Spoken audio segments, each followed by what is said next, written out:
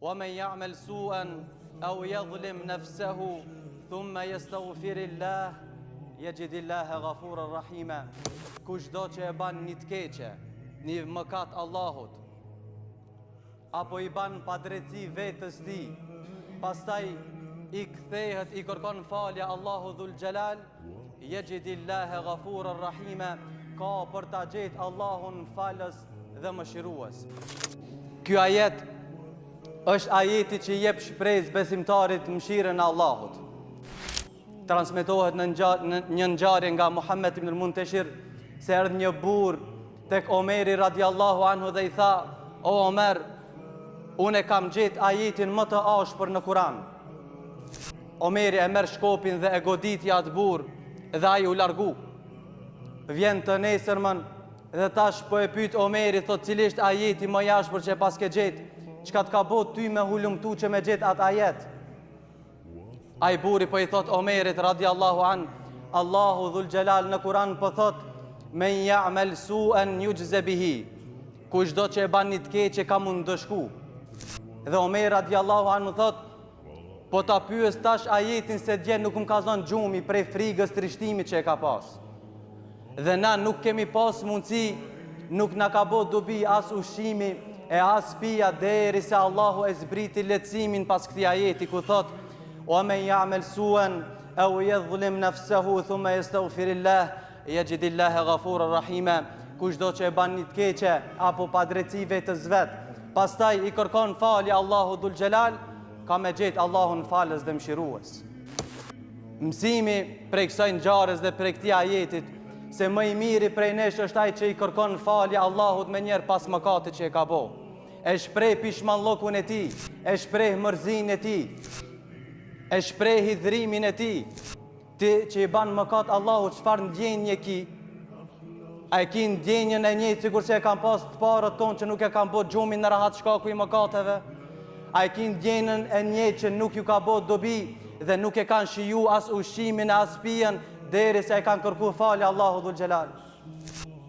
Ashtu si që tregon Omeri, thot: "Nuk më ka zonë gjumi prej frigës, prej trishtimit, kur e kanë dëgju ajetin se kush i ban mëkat Allahut ka mund dëshku." E dyta, shpresa në Allahun është gjithmonë e madhe. Është shpresë që nuk shteron asnjëherë, kur nuk përfundon. Shpresa në mëshirën e Allahut.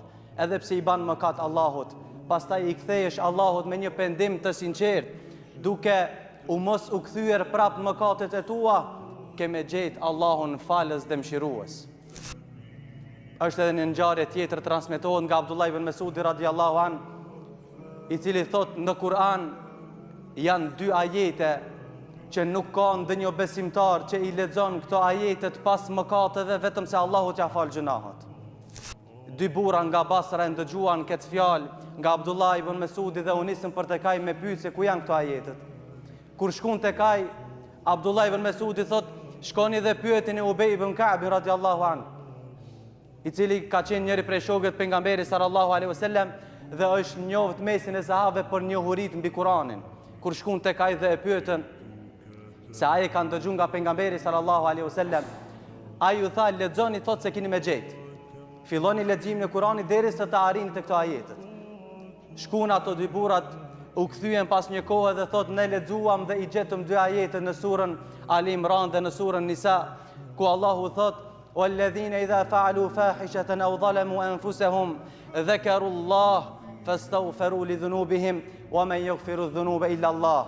Ata të cilët kanë bo vepra të shëmtuara mëkate, i kanë bo padrejti vetës së tyre, pastaj e përkujtojnë Allahun dhe i kërkojnë falje Allahu Dhul Gjelal, wa men yaghfiru dhunuba illa Allah, e kush i fal mëkatet përveç se Allahu Dhul Gjelal. Ajeti i dytë në surën Nisa: "Wa men ya'mal su'an aw yadhlim nafsahu thumma yastaghfirillaha yajidillahu ghafuran rahima." Kush i ban mëkat Allahut dhe padrejti vetës tij, pastaj kërkon falje Allahut, ka me e gjetë Allahun falës dhe mëshirues. Po ja tregojnë Ubej ibn Ka'bit këto dy ajetet dhe Ubej ibn Ka'b po ja konfirmon, thot: "Këto dy ajetet janë ajetet që kush i lexon, jo vetëm lexim të rëndomt, po kush i jetson dhe i shtin në praktik në jetën e vet, që do të thotë ti në momentin që i ban mëkat Allahut, pastaj përkujton Allahun madhështinë që e ka, mëshirën e madhe që e ka dhe i kërkon falje Allahut, yajidillahu ghafurur rahima, ke për ta gjetë Allahun falës dhe mëshirues. Lutim Allahun që gjithëve neve Allahut na fal.